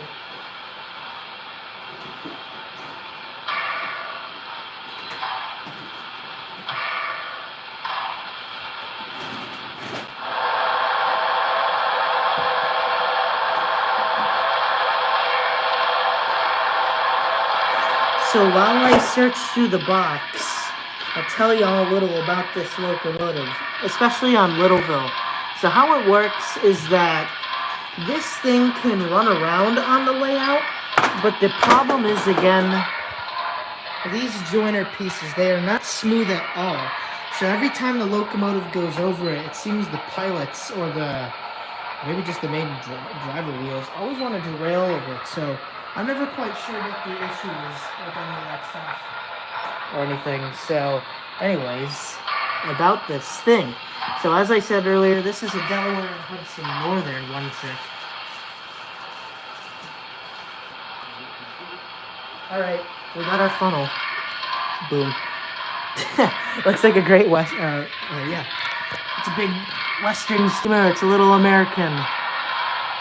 Alright, let me put some in.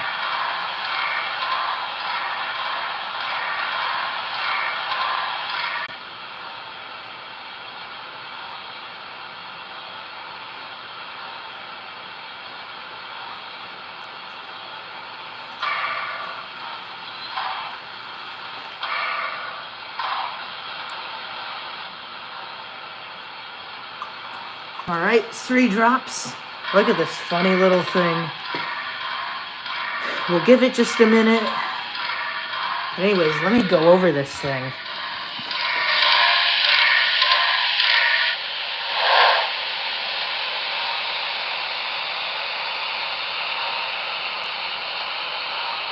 Look at all that detail. Oh my goodness. Especially the guys in the cab. Come on, let's see here.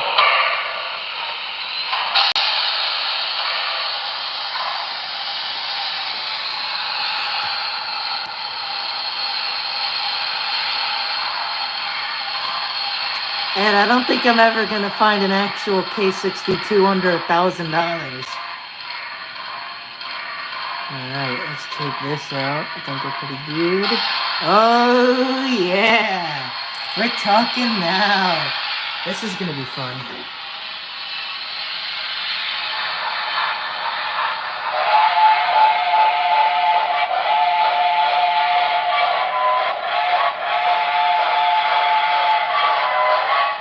Oh, yeah.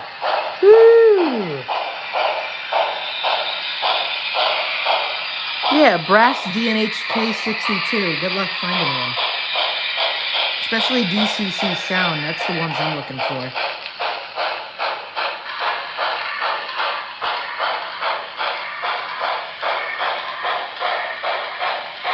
Let's get this thing running around the corner here. Oh my goodness. Isn't that lovely? If you haven't smashed that thumbs up button, make sure you do so. This is beautiful.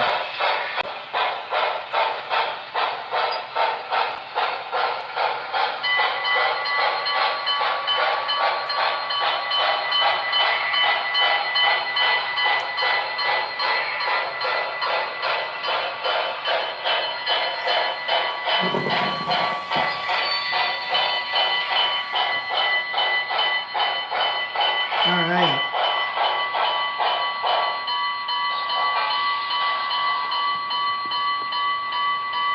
Here we go. This is pretty much as far as I can run it. So, let's get out a little here. Alright. Showtime.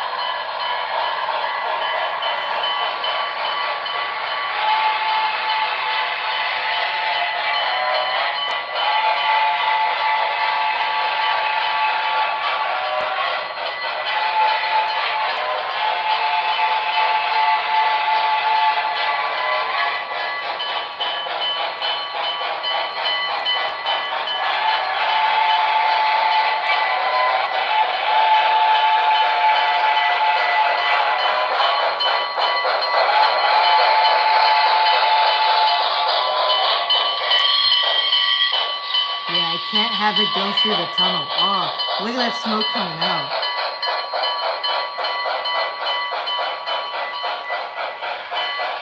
What do you mean, Ed? I just turned the bell off right now. Oh, gauge engines don't even get an option for a bell. At least the old ones.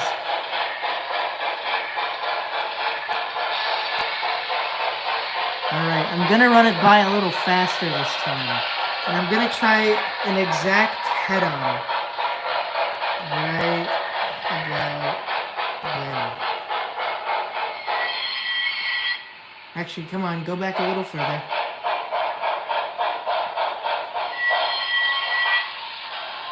Alright, this will pretty much probably be our last run-by for the night.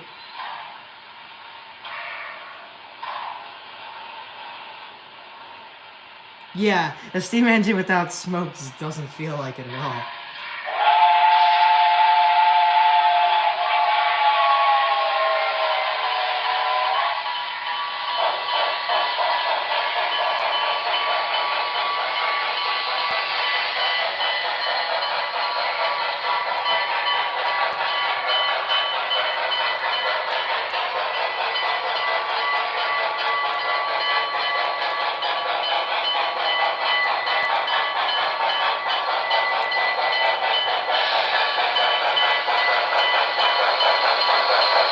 Alright, I know it's not going to make it through the tunnel, but just for an exiting effect.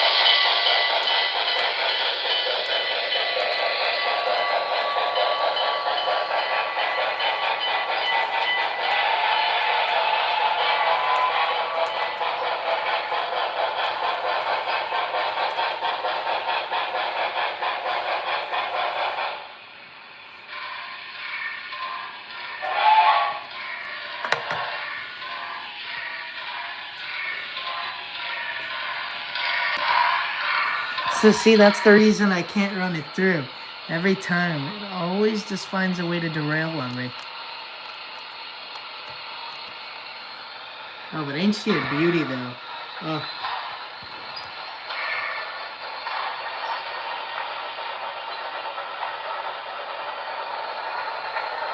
And the engine continues on its freight excursion. Alright, we'll power it down.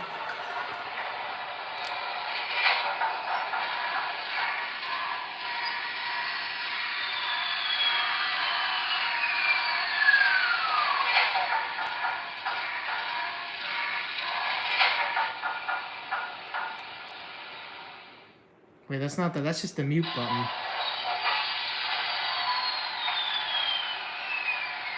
No, that's the headlight turning off.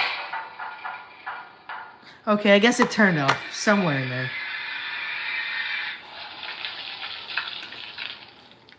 Ah, that's awesome. I love that thing so much. All right. Wow, this place smells beautiful. Thank you so much, JT. Or JT's, yeah. Okay, where is it? There it is. Wait, it's still on? It's turning itself back on. Wait. No, wait, I don't know what's going on. Oh, it was its little keep alive doing whatever. But there you go. This is the stuff that makes it smell great. JT's Megastine. Love this stuff. I got to pick up a few more bottles at Amherst. But anyways, I guess we'll get back to the old room. But I guess that wraps up another Sunday Runday. It's one of the longer streams. Usually I ended around 100 minutes. But this time we went a little longer. Almost the length of... Oh, it's the GE sign making that sound. Almost the length of a class and all that stuff. A full high school class. Would a train high school class be cool? I would have enjoyed it very much over some of the stuff I had to learn. But anyways, thank you all for... Oh my goodness, I really have to turn the GE sign. I can't take it. Unplug. It makes a really high-pitched sound. And if you got ears like me, I can hear it and I hate it. So... Anyways, thank you all so much for swinging by. We had another good Sunday Runday and all that stuff. I'm not sure what I'm going to run next week, but I'm hoping we get the culvert loaders working. That'll be definitely a big plus. It'll be a lot of fun to see those go around. Maybe I might do all freight only or something since we did all passenger and maybe all steam or all diesel. I don't know. It'll be... Maybe I'll put a poll out probably on YouTube and all that stuff. But anyways, thank you all for... bearing with me this entire stream, trying to do those little op sessions. It was very hard trying to move those things around, and I hated that I couldn't talk to you guys. I'd have to leave the camera there because it's too hard to run all these different controls, move the thing up and down as I'm moving around and all that stuff. So, but thank you all though for still sticking with me. We had another all diesel freight. Okay, I'll think. Well, we technically had diesels here and all that stuff, so would it be a mixture? I don't know, but. Thank you all for swinging in and all that good stuff. I'll try to get a few videos out this week, maybe a few horn show things, or not horn show, just horn compilation videos I've been working on from all the trains I've caught from all over the place. So anyways, thank you for tuning in. I hope you all have a fantastic night. Man, I can't quite remember how to close these out too much anymore. What would I normally say? I'm forgetting here. It would usually be the, I'll see you guys in next week's, or no, I'll see you guys in the next video / live stream / whatever I do. So, stay tuned. Bye-bye. Anyways, yeah, so I guess that's that. I'm trying to think. I can't remember. There was something I was going to say, but till next stream, y'all will hear it next stream. Thanks for swinging in, everybody. I'm really tired and I need to get me some dessert.